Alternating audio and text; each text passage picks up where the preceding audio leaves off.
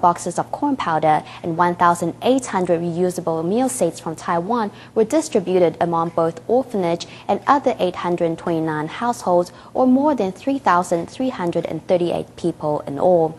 22 members of Jordan's peacekeeping corps, as well as the local police force, also showed up to assist with the security of the distribution. In another 10 days' time, a large-scale Tzu Chi distribution will take place at the Impact for God Church in Tabar. The event aims to help more than 6,000 quake victims with supplies of food and other essential items. Tzu Chi's Haiti relief team recently paid a visit to Fort National, Dalmas, and Port-au-Prince. This community of more than 5,000 lost all its houses to the quake, but no aid groups have set foot in this part of the capital yet. The beautiful and open blue sky seems to be an incongruous backdrop for the row after row of collapsed houses. In a mere 10 seconds, the January 12th earthquake reduced all of Fort National, here in Haiti's capital of Port-au-Prince, to debris. 45 people buried under it. 45? Yes. So, you smell it? Yeah, I smell. Many survivors have been waiting 3 weeks for help in exhuming loved ones who are still trapped under the rubble. Now, of course, all hopes for happy reunions are lost. Nobody ever show up for the last 15 years. Whatsoever.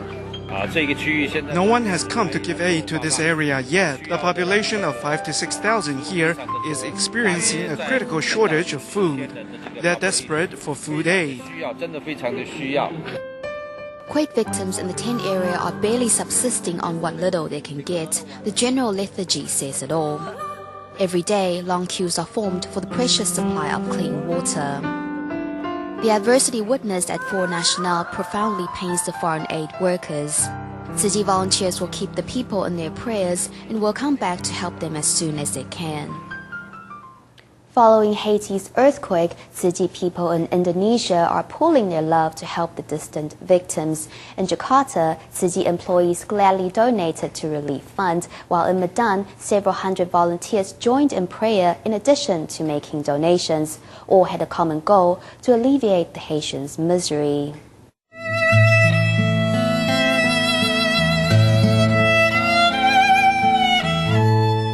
Inside Indonesia's Dai TV station, everyone is busy. However, when the Haiti collection box comes around, everyone finds the time to contribute.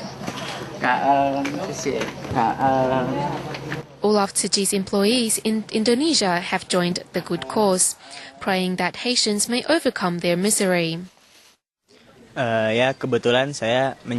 happen to be an international news editor, so I am up to date with Haiti's disaster. For our suffering comrades in Haiti, I have contributed my own portion of love.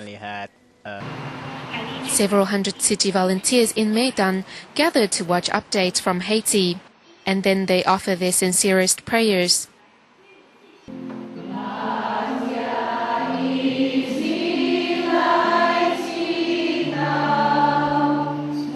As they pray, some cannot help but shed tears.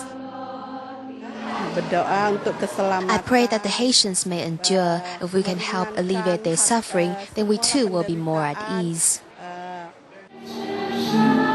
The volunteers also lined up to turn their love to action by donating. This is the love of Tzu Chi. We willingly give to these disaster victims.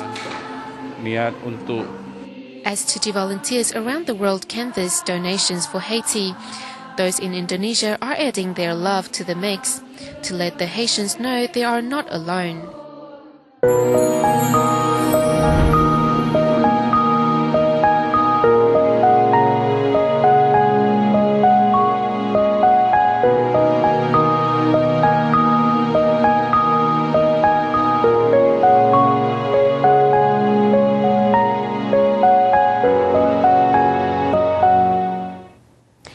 Shoulan is a resident of Kaohsiung County's Liugui Township in Taiwan. Her husband had just passed away from cancer when last August typhoon flooded the region. Without home or husband, Mrs. Ling and her family were given shelter at a local Air Force officers' school, and for a time, Mrs. Ling could not help but obsess